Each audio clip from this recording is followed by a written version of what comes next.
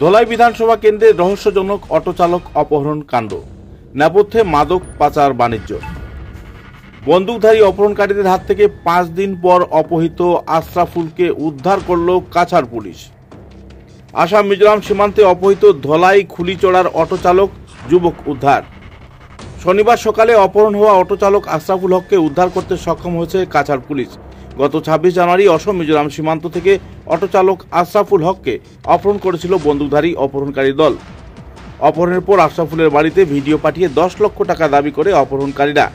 এই ঘটনা কাছাড় পুলিশের নজরে আসতেই অভিযানে নেমে সীমান্ত এলাকা থেকে অক্ষত অবস্থায় অটো চালক আশরাফুল হককে উদ্ধার করে পুলিশ। এদিকে কাছাড় পুলিশ সুপার নোমল মাহাতা জানান, মিজোরাম থেকে উদ্ধার করা হয় আশরাফুল হককে। মিজোরামের বন্দুকধারীরা দুষ্কৃতিকারীরা অপহরণ করে আটক করে রেখেছিল আশরাফুল হককে। গোটা ঘটনার সাথে মাদক দ্রব্যের যুগসূত্র এবং পাচারের একটা ভূমিকা রয়েছে বলে জানান পুলিশ সুপার। উল্লেখ্য, 26 জানুয়ারি থেকে নিখোঁজ ছিল দক্ষিণ ধলাইয়ের খুলিচড়ার বাসিন্দা ময়ূর রাজা লস্করের পুত্র 23 বছর বয়সী অটো চালক আশরাফুল হক লস্কর।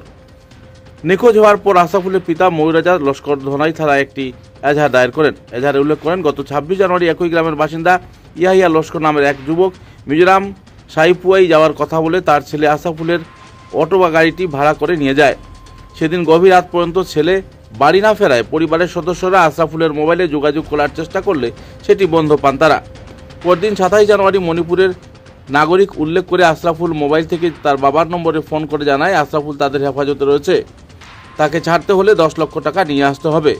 উপায়ন্তরহীন হয়ে আশরাফুলের পিতা দ্বারস্থ হন পুলিশের। প্রায় 3 দিনের মাথায় আশরাফুল মোবাইল থেকে তার পিতার মোবাইলে 1 মিনিট 10 সেকেন্ডের একটি ভিডিও কল আসে।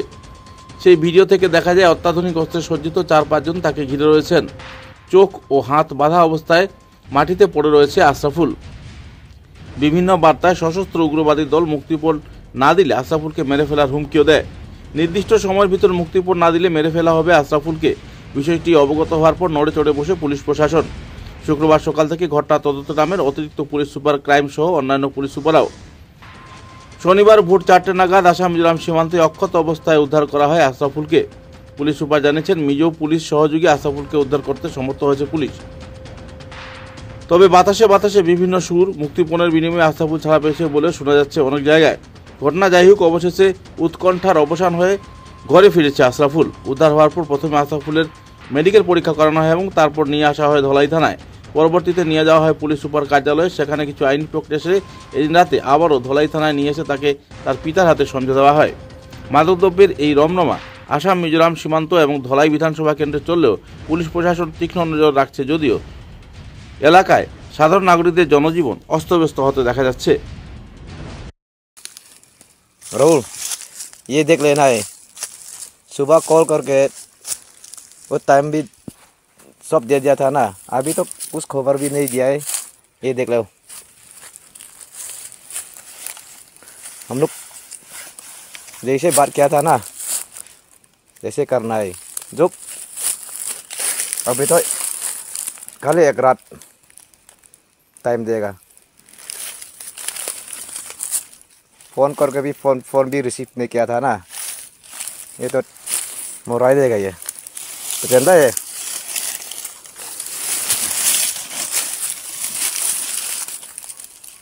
अच्छा से देख लो।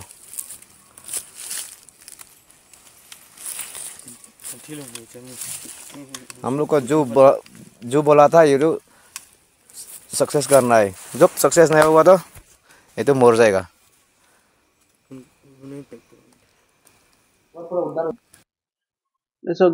এটা 26 জানুৱাৰী তাৰিখে এটা কিডনেপিং ঘটনা হৈছে বুলি তেওঁলোকে যেতিয়া আমাক থানাত ৰিপৰ্ট কৰিছে, তাৰপাছত আমি গোটেই ঘটনাটোৰ দ্ৰুত তদন্ত আৰম্ভ কৰোঁ। আৰু তদন্ত কালত যোৱা নিশা, গভীৰ নিশা মানে আজি পুৱতি নিশা আমি এই মানুহজনক আশৰাফুল হক লস্কৰ, এই মানুহজনক আমি ৰিকভাৰ কৰিবলৈ সক্ষম হ'লোঁ। আৰু গোটেই বিষয়টো আমি এতিয়াও অনুসন্ধান কৰি আছোঁ। আৰু প্ৰাৰম্ভিক তদন্তত দেখা গৈছে যে অসম মিজোৰাম সীমান্তৱৰ্তী অঞ্চল পুলিচ এৰা, তাত আমাৰ বৰ্ডাৰ আউটপোষ্টো আছে, সেই অঞ্চলৰ পৰাই সেই মানুহজন নাইকিয়া হৈছিলে। আৰু তাৰপাছত তেওঁলোকৰ মতে তেওঁলোকে পৰিয়াল সূত্ৰই আমাক জনাইছে যে তেওঁলোকে তেওঁ মানুহজনক মিজোৰামৰ ভিতৰত গৈছিলে, মিজোৰামৰ পৰা তেওঁলোকক মণিপুৰলৈ লৈ যোৱা বুলি তেওঁলোকে কৈছে। কিন্তু আজি আমি যোৱা নিশা আমি গভীৰ গোটেই বিষয়টো তদন্ত কৰিছোঁ আৰু তদন্ত কালত দেখা গৈছে যে মানুহজন মিজোৰামতে আছিলে, মণিপুৰলৈ যোৱা নাই। তো সেই গভীৰ অৰণ্যৰ মাজত আমি তেওঁৰ লোকেশ্যন বা তেওঁৰ অৱস্থান আমি গম পাইছিলোঁ। গম পাই পেলাই আমি মিজোৰাম আৰক্ষীৰ লগতো যোগাযোগ কৰিছোঁ আৰু মিজোৰাম আৰক্ষীও আমাক সম্পূৰ্ণ সহযোগ কৰিছে আৰু তাৰ সহযোগৰ ভিত্তিতে আমি পুৱতি নিশা মানুহজনক ৰিকভাৰ কৰিবলৈ সক্ষম হ'লোঁ। আৰু বৰ্তমান আমি তেওঁক দূৰ তদন্ত চলাই আছোঁ, সোধপোছ কৰি আছোঁ। আৰু প্ৰাৰম্ভিক তদন্তত দেখা গৈছে যে এক ধৰণৰ নিচাযুক্ত সামগ্ৰীৰ সৈতে জড়িত এটা চক্ৰৰ সৈতে মানুহজন জড়িত আছে বুলি আমি প্ৰাৰম্ভিক তদন্ত গম পাইছোঁ। তো গোটেই বিষয়টো আমি অনুসন্ধান কৰি আছোঁ আৰু যিসকল লোকে গোটেই বিষয়টোৰ লগত সম্পৰ্কিত হৈ আছে সকলোৰ বিৰুদ্ধে আমি আইনগত ব্যৱস্থা ল'বলৈ তৎপৰ হৈ আছোঁ। তেওঁলোকে যিকেইজন মানুহৰ বিৰুদ্ধে তেওঁলোকে এজাহাৰ দাখিল কৰিছে সেইকেইটা তেওঁলোকৰ পৰিয়ালৰ মানুহ, আৰু পৰিয়ালৰ মানুহতো তেওঁলোকৰ এটা আৰ্থিক লেনা দেনা আছে। আৰু তাৰ লগতে এক ধৰণৰ মই যিটো কৈছোঁ, এক ধৰণৰ নিচাযুক্ত সামগ্ৰী মানে তাৰ ইলিগেল যিটো ট্ৰান্সপৰ্টেশ্যন আছে তাৰ লগত তেওঁলোকে জড়িত হৈ আছে।